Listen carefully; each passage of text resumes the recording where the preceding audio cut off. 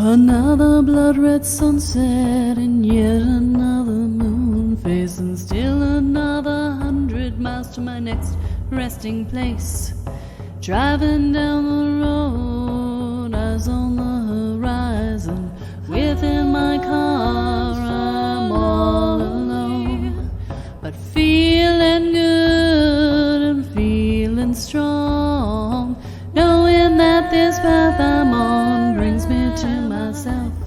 I'm driving. Hey now all, I'm Joey C. Welcome back to another episode of Spirit Sherpa. This is the show that helps and encourages you on your journey to unlock your magic mojo. With me as always is the Shama Mama, Kelle Sparta. Hey, Joey. Hey, Kelly. I almost messed it up. You know I did. I know. It was almost. I almost brought us back, but I'm not doing that. We're That's not going all right. backwards. That's all always right. forward.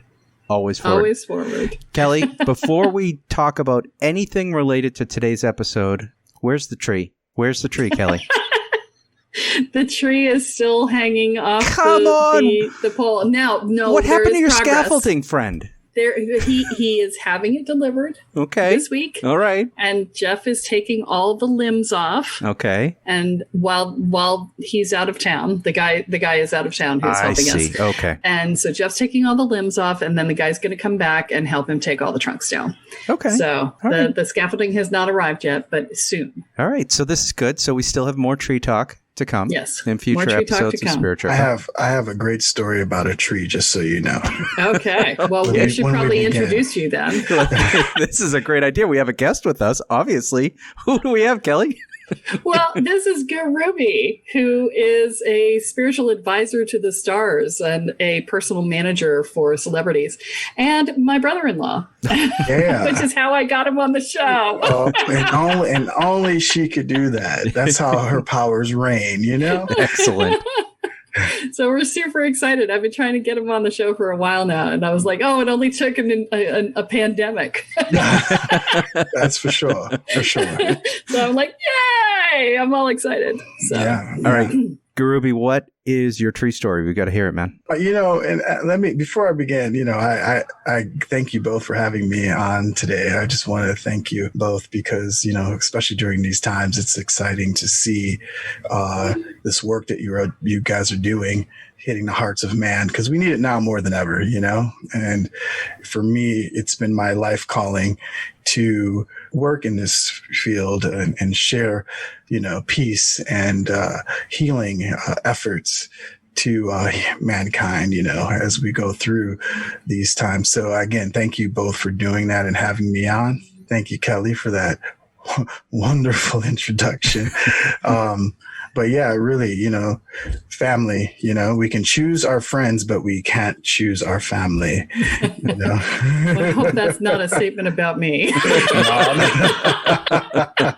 No way. I was actually super excited when my husband introduced me to you. I was like, yeah, another weirdo in the family besides me. Yes. For sure. Yes, that's awesome. And I felt so kindred with you. So yeah, of course I would do this for you. And really, honestly, this is a great start to the time that we're in right now, and that's, really tapping into our highest selves and trying to really connect to our divine purpose, which is self-realization for me, and pray that that's what everyone is working on themselves. But to my tree story. To the tree. Lest we forget. Did you know, Kelly? I mean, since we're family and we're talking about all these things, I don't know if you knew, but a lot of people, I work for a lot of wonderful, beautiful people that vibrate at very high levels and doing wonderful things in the art world and administration, business, even heads of state. I've been very fortunate, very blessed to have advised some of the most amazing people in the world, and I actually chose a lot of these people based on their connection to spirit, and that's something that's very important to me, and as a child. So this is where the tree story comes. Okay. Okay, here we go. Yep, here we go. Well, hey, before we go there, I mean, you have to realize, I am a storyteller. I was going to say, you're just going to tease us on this tree story for the whole episode. Well, that's part of the story, man. That's part of the story, that's how the ancients used to tell maturity in tribes for a young child who wanted to hang out late at night by the fire, if you would. The elders would gather and tell stories. And the idea that the kids would, of course, were mesmerized and wanted to stay up with them and, get to that point. And they basically, told these stories, told stories. And when you arrived at the age of maturity, you would have a good story. So that's kind of how they judged your maturity based on your stories. Oh. And so that's a very beautiful thing of stories. And that's what, unfortunately, that's what you got with me, especially being a Gemini, So I can definitely go on. But this story is a good one. I don't know if you know this, but, I think the world is in need of, I keep hearing a lot of people say this is not the age of the guru. And a guru just means a teacher or someone who leads one from the darkness into light. And, I don't think we're ever not in a time when we need that. When we need guidance and people who can share wisdom, and sacred wisdom at that. I don't know if the United Nations and a lot of different other places are doing basically ancestral and sacred, indigenous archival, which is basically a lot of shaman practices, a lot of, martial art practices or, Chinese, kind of medicine practices from Asia, different holistic practices. They're documenting now. They're actually, because, a lot of young people are leaving the village trying to seek their, they don't have the patience nor the fortitude to learn the ancient practices. So a lot of them are like these seed banks that you might have heard about all around the world. They're starting to collect the actual healing techniques, for mankind going forward in the future, because it might be lost if, we don't keep up on it. So I find that quite amazing with technology and how that is coming to, which is why I think technology is also very, very spiritual. The idea is technology is like fire to the cavemen. Can you imagine? The cavemen were like, what the hell is this? You can cuss here. We cuss all the time. Oh, no, I'm not good. I just, hell, what the hell? Fire. Well, I am an urban mystic, I like to consider myself as such, but the idea is that, it is like technology, what we're using here, this medium is really, truly spiritual. The idea that we have more access and resources than ever before to tap in to information and, things that you've never gleaned before, you know what I mean, is amazing. So this fire. And there are gods of technology too, mm-hmm. which is, when Kathy and I started a business that we had run a little while ago, we actually presented the new business as a baby to the gods of technology because we were going to be marketing it online. And we said, would you offer our baby a blessing? And the gods of technology said, sure. They grabbed the baby and turned it into a Borg. And we were like,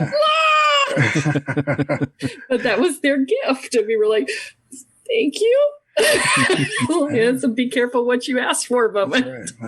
That's right. So when people talk, there's a lot of energy where people have who are not really speaking positively about technology and different things like this.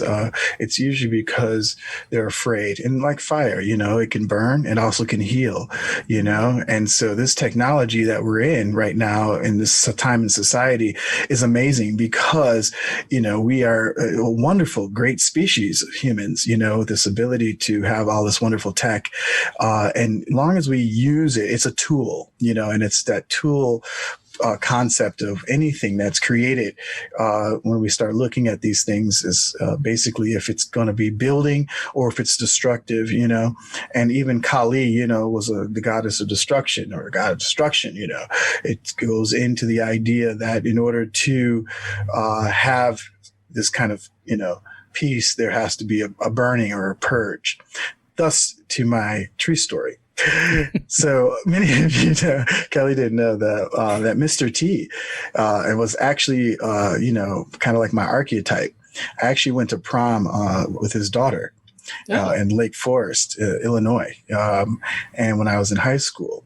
And the funny tree story is that Mr. T, who is an amazing icon in the world, had cut down his trees in his lawns. You can Google it. It's amazing. It's a fascinating thing. And it caused this uproar in this very, very posh, very affluent town.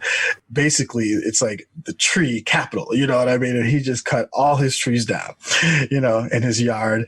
And it was just a fascinating story. I won't go into all the details, but it's just like, you can Google it and check it out. But it's just fascinating because when everyone talks about Mr. T now, you know, of course he's an American icon, but the idea that he had cut these trees down was kind of followed. Right? That's like the next story right after you talk about Mr. T's greatness, you know, is damn trees. You cut the trees down, you know.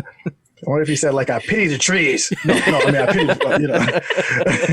You never know what the legacy is going to be, right? Yeah. So you better be careful out there, friends who are listening, who are in entertainment business, because that is very, very true. You know, I was taught, you know, earlier on when I would, you know, guide and counsel and get into this field was to my clients, I would always tell them, be very careful because, you know, the ass you kick may be the ass you kiss tomorrow. And, you know, and for 10,000 data boys, like pat on the backs, like 10,000 of those data boys, you know, one aw shit deletes those 10,000 data boys. So, you know, so karma reigns supreme, still to this day and forever, as far as I'm concerned.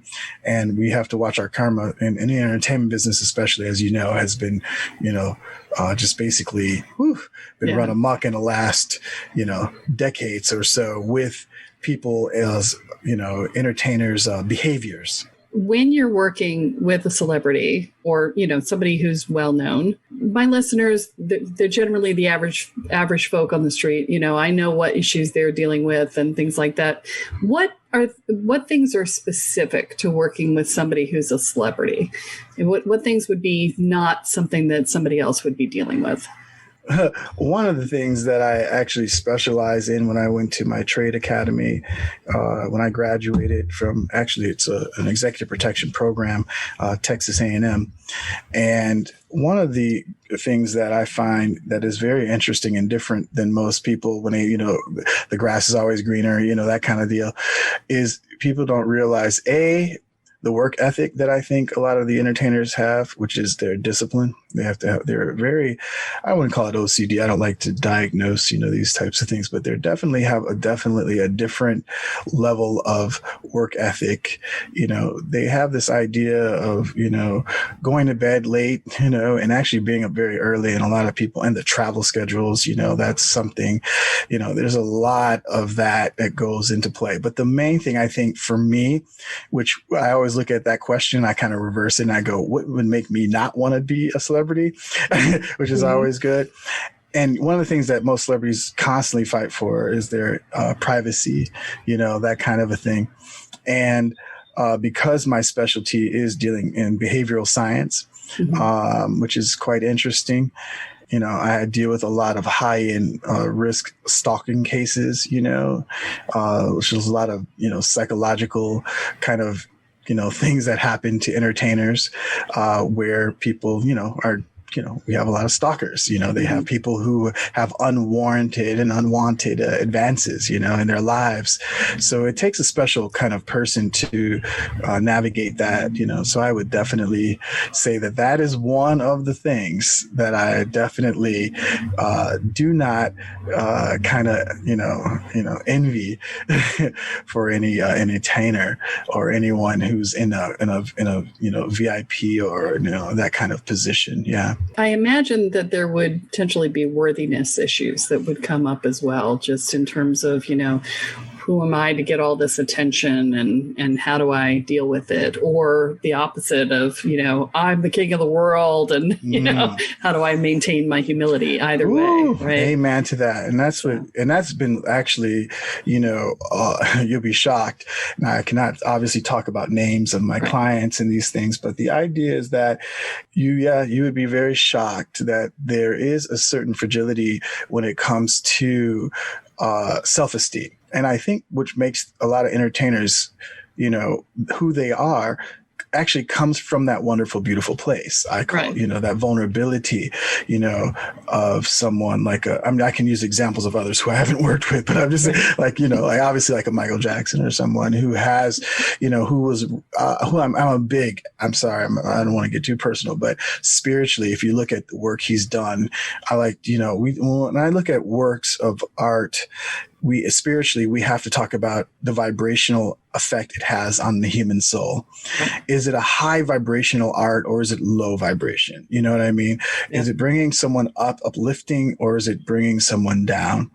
And, Michael, and this is, we can have this conversation, but there's a lot of other conversations. There's a lot. When you bring up the word Michael Jackson, there's like a lot of conversations that come up, but I really have such an affinity for him. And because I understand the story, you know what I mean? I understand the history. And that's what happens with people, is that they don't understand where people have come from. And if they had an understanding of other people's history, we might have more compassion in the world. Absolutely. You know what I'm saying? Because we're so quick to judge the outward appearance of the thing without truly understanding where a person is coming from. And that just comes with empathy and compassion. And these are all these wonderful things that if someone was spiritual or is practicing spirituality, that would be the first thing we'd be thinking about, is what caused the situation in the first place, trying to walk in someone else's shoes. And so when people start to bash celebrities, it's an easy target, you know what I'm saying? Because that's their job, which is to be in the, in the light, I guess, if you would like to say it. But yeah, I forgot the question actually, to be at this point. I was just on a riff. I was like, but all this is real, the Michael Jackson thing, truly, honestly, like, I always say we killed Michael, that's kind of my take on it, is that we killed him, not meaning that obviously this is more poetic than it is actual real. I'm saying, the metaphor. It's just the idea that, just like now, we need to raise the vibration of love in the world, if people, raise that level, because for me, the beginning is love and the end is love, and the answer in the question is love, and everything else is just the absence of it. And so when you have a young child who's been exposed to that lifestyle at such an early age, you can then start to see, you have more compassion, more empathy towards the understanding. And then going even before that, Joe Jackson, his family, what I'm saying, and being raised in those conditions, and having to raise that many children, my God, you know what I'm saying, in that time. So again, it's easy to point fingers, it's easy to, look at an entertainer. I'm sorry, I keep speaking about mostly entertainers because that's, where I spend a lot of my time. Sure. But I am, I have, basically consulted heads of state, vice president, presidents, and some other folks, but I can't speak to that. But it's serious stuff, man. It's tough being in that zone. And it's like everyone wants success, but then there's that responsibility that comes with it. Right. In my book that I'm working on, I call it the juice. We used to call it the juice. It's this juice, that gets into you. And basically, it can take you away, if you're not grounded in this game, you know what I mean? And so, well, I don't think you know this about me, and I don't think you do either, Joey. Mm-hmm. Mm-hmm.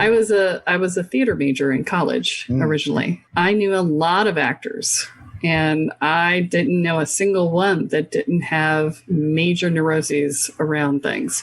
One of the things that make actors so good at what they do is that they're able to leave themselves and become someone else, right? And there's a certain amount of pain that's required in order for you to be willing to abandon yourself. And that's why I hate to interrupt, but that was like bang on, and a lot of that's why I don't do a lot for me. It's just for everything I speak is from myself, please, obviously. Certainly. There should be this, I do not represent the views and opinions. I love that when they start doing that now more than ever. It's kind of fun. But realistically, for those who do psychedelics, for those people who are out there doing altering states, I do encourage caution, what I mean? Be very careful, because in those altered states, you are then leaving yourself. And if you are leaving yourself, you may be inhabited by something else on your return. I'm vindicated. I have been saying this over and over again on this podcast. Okay, cool. Yeah, that's right. So a lot of people are seeking to leave. Have you noticed? Because they're not comfortable in themselves. Yes. So we are comfortable outside of ourselves more than we are comfortable inside, and we're constant. It's like a salesperson. That's why I call myself an urban mystic, because my teachers were like car salesmen, who were highly spiritual, and one of the beautiful things that you just have to stop for a second, because we have to just take in that visual of the spiritual car salesman. Of course.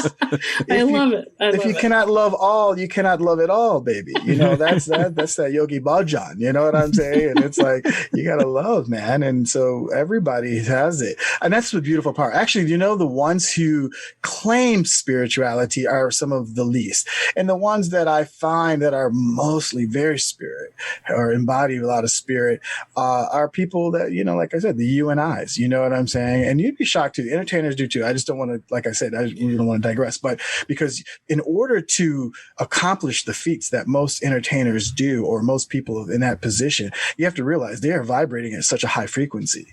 Ooh, they are tapped in. They're dialed in, man. You know what I'm saying? They're tuned in. And so I really, and being around that, oh my God, to be in the company of greatness, oh my Lord, let me tell you, to be in it when someone, not just creating something, but like when they're embodying it, like, taking on a role or something, and whoo, they go there, they go deep, you know what I mean? They really go there.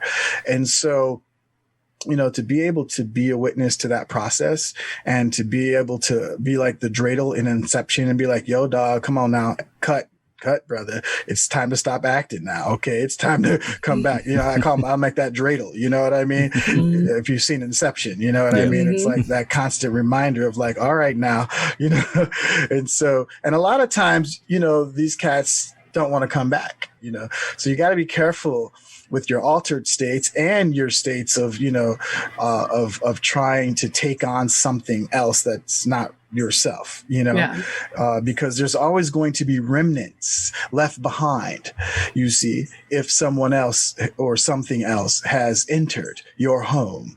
It's sort of like when you leave your home and you've left something and something's out of place, you see, something's just not quite right. Which is why it's important to learn the energetic, the energetic hygiene is what we call it. There's actually an entire episode of the podcast on energetic hygiene for just that reason. Yeah. But this is why it's so important to go through training. I mean, that's right. I work with students who they'll start to do this big work. They'll do this work with a client, and they'll get into this altered state, and then they don't want to leave it. And I'm like, no. Or someone want to leave but get stuck. You must come home, right? Yeah, and getting stuck is a different issue, right? Yeah. That's different. Yep. But that's valid too. You have to go in and get them. Get lost, or you can usually get them. That's good. I haven't had a case where I haven't been able to get them yet. So awesome. I might have to call you. You know what I mean? Okay. So, but I do a lot of training with people before I even let them go to those places. Hopefully that helps to do it. But yep. But it's just a matter of being willing to go wherever it is that they went, and that often is sometimes its own thing, right? Yeah, and I like to call it north. It's like that electromagnetic north. Right. Most people want to go south in different directions, west, east. I mean, that's wonderful. But long as we have an agreement of that, we understand that north is the electromagnetic frequency of direction as we know it. You know what I'm saying? And, when people kind of start drifting and not really understanding that is the agreement, You get what I'm saying? Then we might, that's out of my scope of practice, and I kick it up to my psychiatric friends. You know what I'm saying? Yes. At that point, so maybe who might have spent a little bit more time, you know what I mean, on that level of, medication, I don't know, because I'm an integratist, you see. I always tell my friends, because I'm a spiritualist and all, if I get shot on the field or out there in the world or stabbed, please do not try to Reiki me or pray for me. Get me to a hospital. All right. Okay. You know what I'm saying? That you do not try to levitate the bullet out of me. It ain't going to work. Okay? So you need to get me to a doctor, please. Thank you. Yeah. I just need to let the world know that in case they see me out there.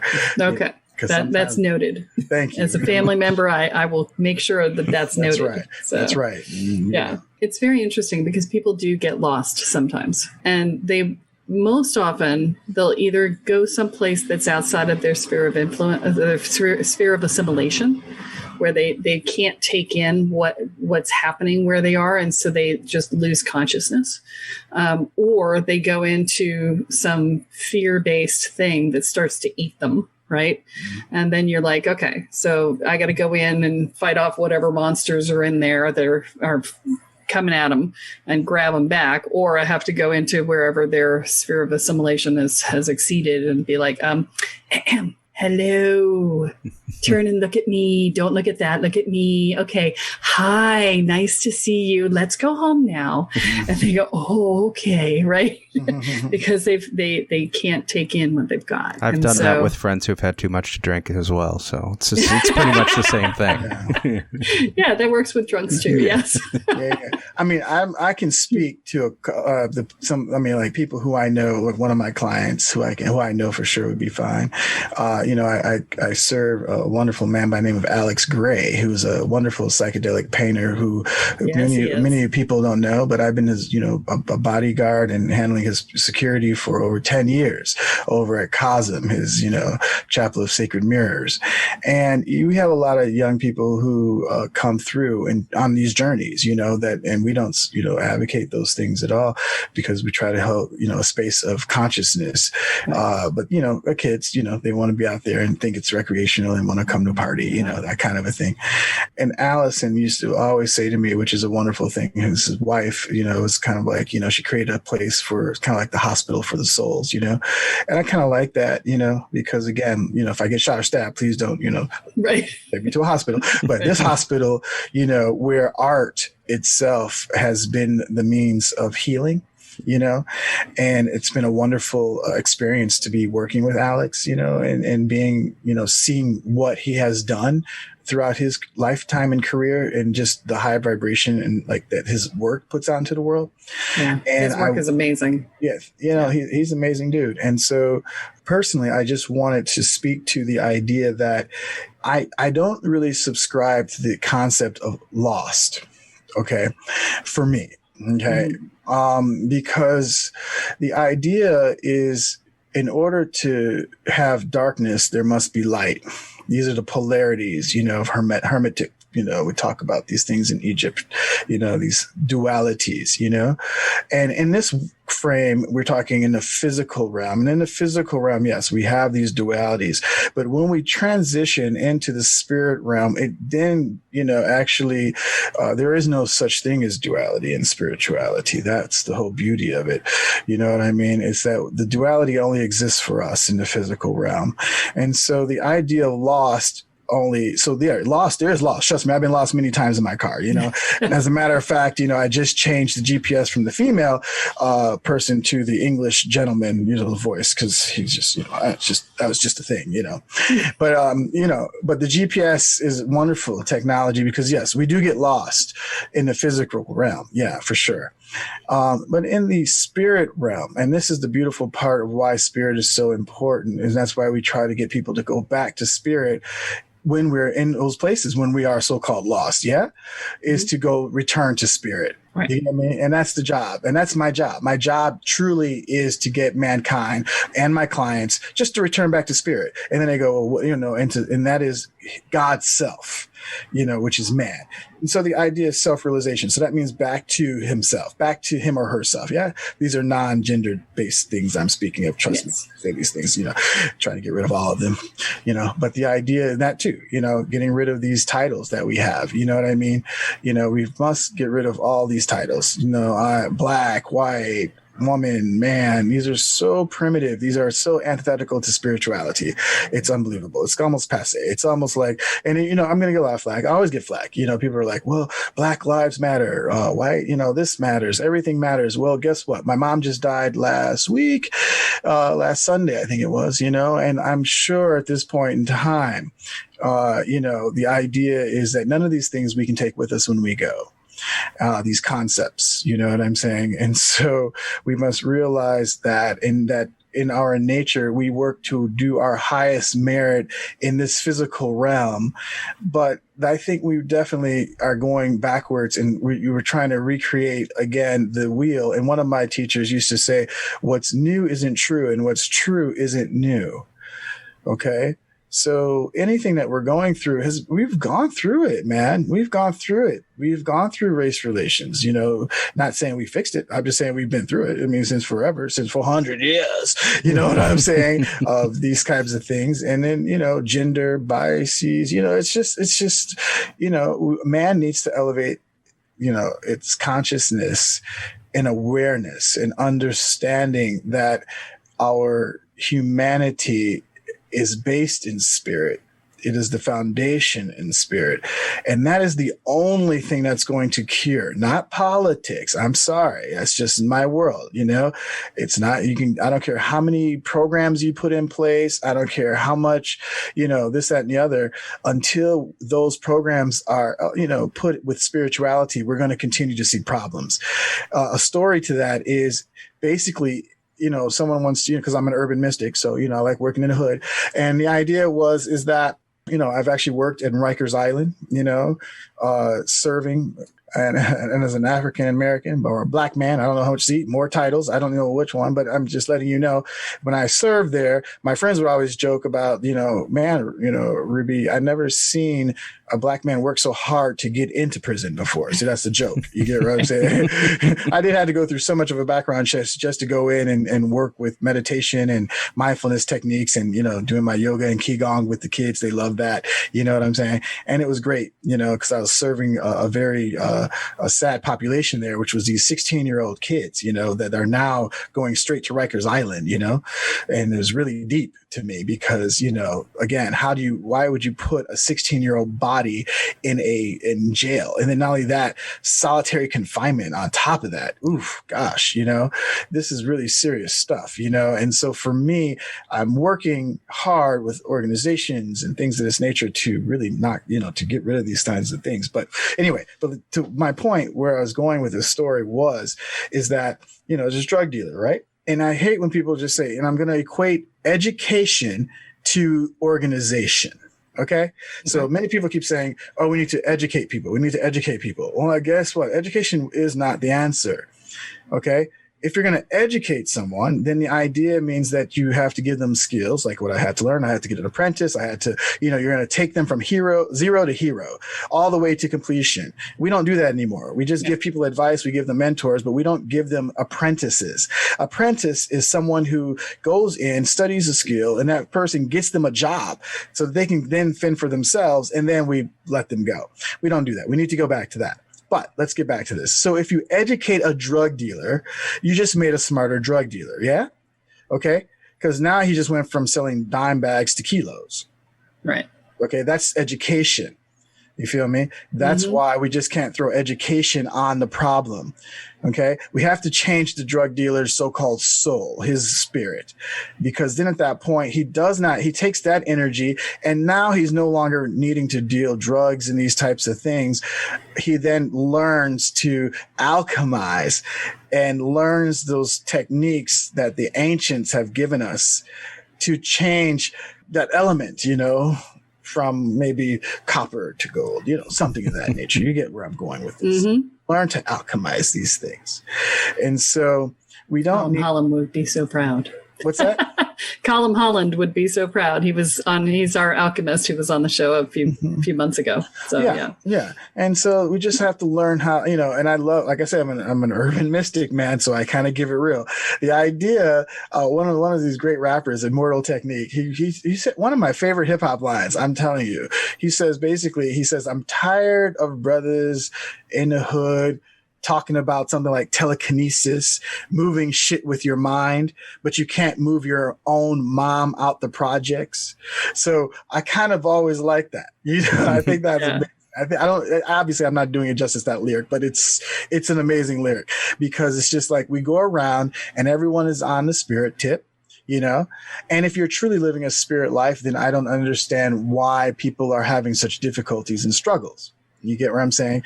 Well, this is a good thing to talk about because it is true. And I see this a lot is that there is the morphic field of spirituality actually has some poverty in it. I mean, and the monks and the nuns and all the people who have given up all their worldly possessions and have lived in poverty. And then that's interpreted by people in the modern day spiritual era as you can't be spiritual unless you have eschewed all your things. Oh, blah, blah, blah. Right. Yes. And I've given away everything I owned. I can tell you, I've done it twice. You need something from me? I'll get you some blankets or something. But no, I've done it twice. And twice I've gotten all my stuff back. Okay. Or new stuff back. Right. And I can tell you, I was not more spiritual when I had nothing than I was when I had things. Okay. And I can tell you, I am actually more spiritual when I make more money than I am when I make less. Because when you are poor, you are in survival. Right. And you can't be super spiritual when you're clawing for your next meal or for your rent payment. Amen. I like what you said, specifically the survival thing. Yeah. First of all, when we're dealing in the world of spirituality, we have to understand that animals survive and humans live. Right. There's a difference. And that's a very important thing. Now, because we have the animal inside of us, we have the tendency to act like animals because they are, if we take on the levels of degrees, man is the higher species, just saying. So that means that the animal is inside of us just as the earth is inside of us and the plant is inside of us. So these things we have to come to understanding that, that we can act like the animal. We can degrade ourselves and go downward. I hate to say it downward, but it is just that in evolution, the idea that we become like a survival mentality. That is not a thriving or a living mentality. Okay, nor an abundance mentality. So for me, I was taught this because I'm an urban mystic. I'm going to keep prefacing this only because people are probably thinking like, oh, I need to be like chanting and doing all my things right now. No. Okay. But the idea was, it was taught to me in Paris, and it was during Fashion Week, okay, and a long time, and working with these designers in Paris and stuff like that. It's fascinating, okay. And I was always wondering, Parisians are very interesting, and people know this. They have like very good taste, obviously, and quality. So for me, quality equals spirituality. Now let's break that down into. I read this book a long time ago. I think it's called Making Peace with Money, and a lot of people have a very adverse relationship with, I don't like to call it money, first of all. I like to call it green energy. Okay, let's start with that green energy, because it's just like, sustainability. You got to plant, it's just how do you keep it sustainable? So we got to change our relationship to the concepts of how we look at technology and our social structure. So if we put spirit on it, and instead of saying money, we call it green energy, you might start feeling better about life. Okay, about cultivation, about how you go about doing it. It's the same thing as how you would, do a field, do crops. Okay. Thus the stock market, soybeans. Yeah. Hello. Okay. So No, it all came from that. It all came from that. This was no accident that we had, the crops and, stock markets, soybeans, futures, whatever. It's all based on agriculture and zodiac and astrology. You know what I mean? It's all based on the sacred sciences. So like, again, because what's new isn't true and what's true isn't new. They just learned how to quantize it and make money off of it. Okay. And so we can too, if we dial in and decide to do that. Now, here's the deal. So back to Paris. So designers, I love these designers because, the idea of fashion, oh my God, okay, it's an amazing thing. But here's the deal. If you buy cheap many things, they will not be of great quality, which means it's not manufactured very well. So you're just going to have to keep buying cheap things, and you keep buying those cheap things instead of buying something one time, very good quality, and having it last for you longer than the 10,000 cheap things. Okay. This is the problem with our society, with our quick fix, which is a Western concept. Okay. Everything's quick. We want it all quick. Well, and if you're a spirit practicing person, quick is actually metaphysically negative. We don't just, the idea that why would we want something quick? The idea of time even itself is metaphysically negative, but the idea we have to understand then at that point is, taking, those time, back to that thing, to have patience, and to withstand and when to endure. And that brings about a quality of life. I keep bringing people back to the basics because I like to bring people back to the basics, which is the tortoise and the hare. Come on, man. Who won that race? The tortoise, right? Okay. Mm-hmm. But here's the deal. The tortoise, if you just take it, lives longer too. He wins the race and he lives longer.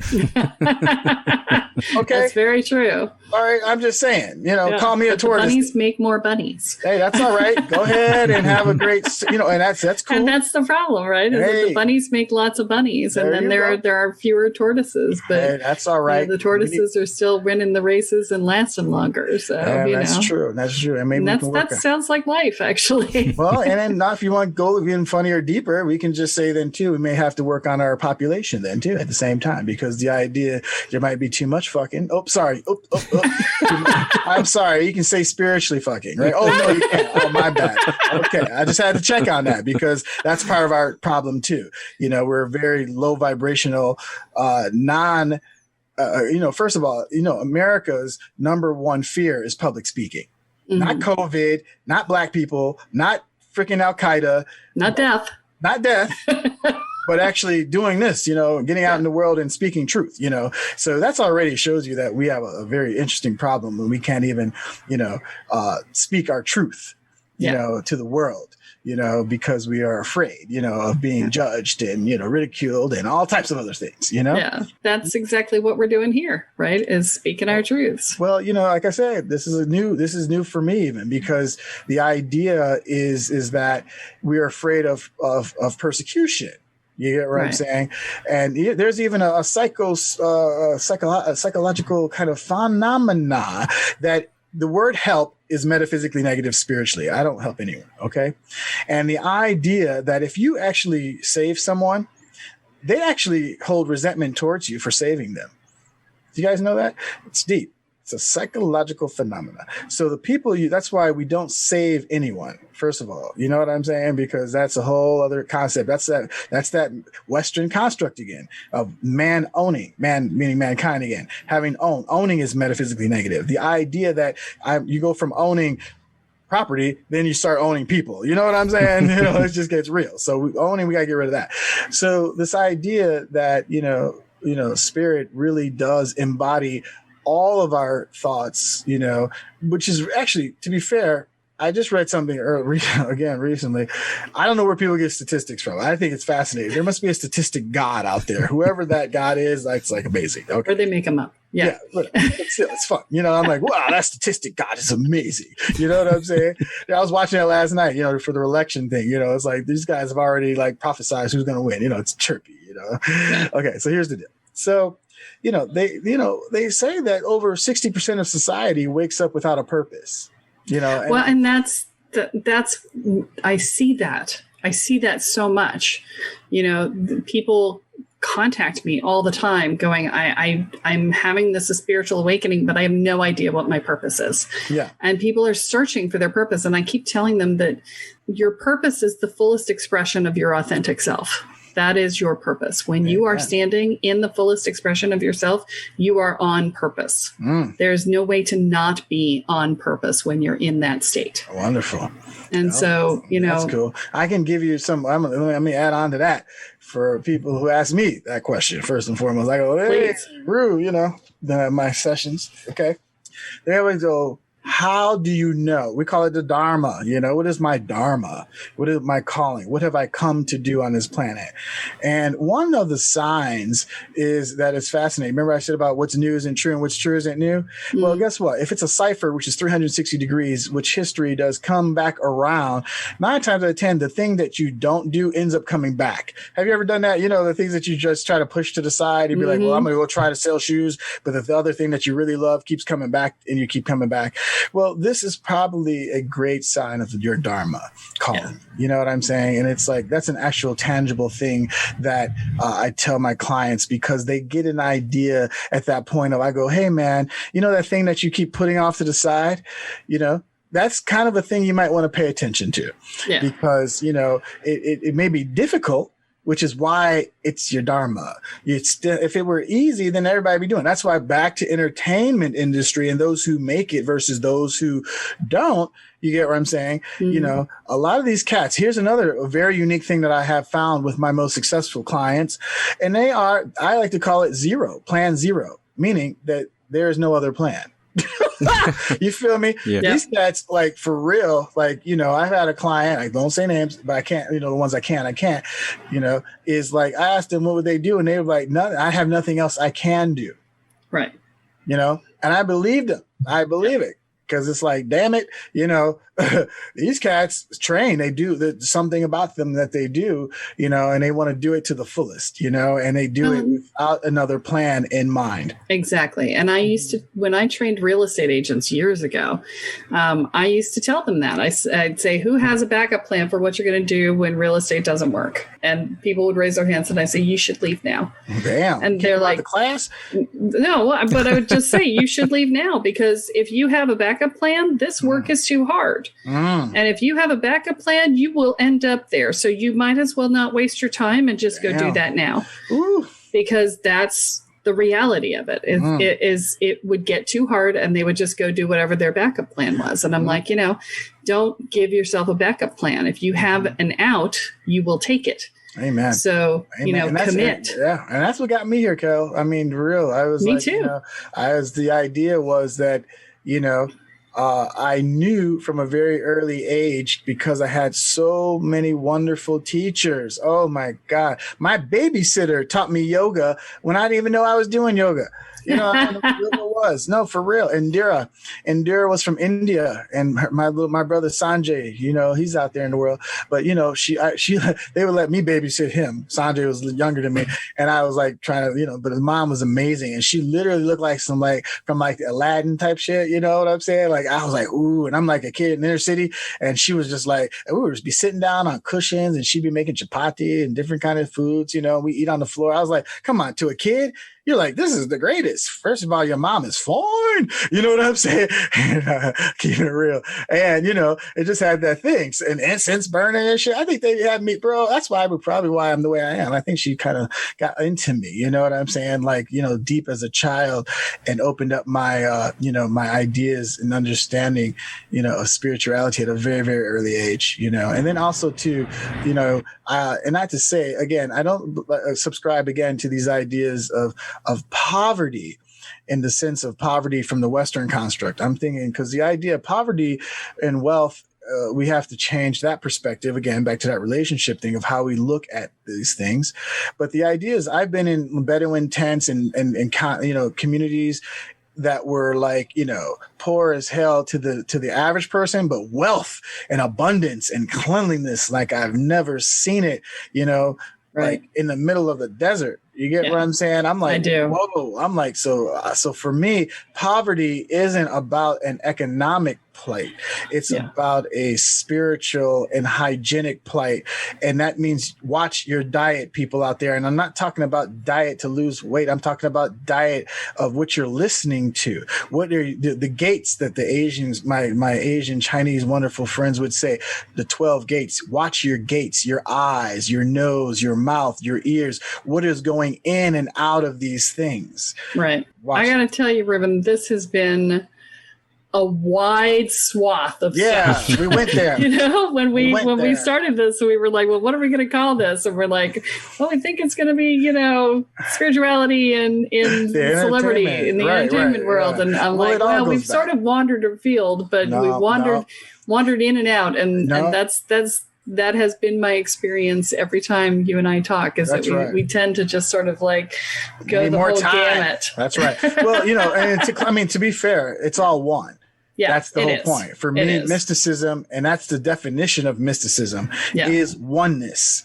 Yeah. Okay. We're not to separate ourselves from each other, from the planet, from the animals, from the earth, from the universe. We are all one being. Yeah. And until we start having those conversations and dialogues on how we become one being, then we will begin to evolve to our highest levels of our spirit practices. Yes. I found this to be quite one, because this is dealing with exactly what all my clients are dealing with, in the entertainment industry, is trying to merge themselves with all of these wonderful characters, all the jobs, the just over broke people, jobs just over broke, these ideas of people who are trying to find themselves and trying to find their way.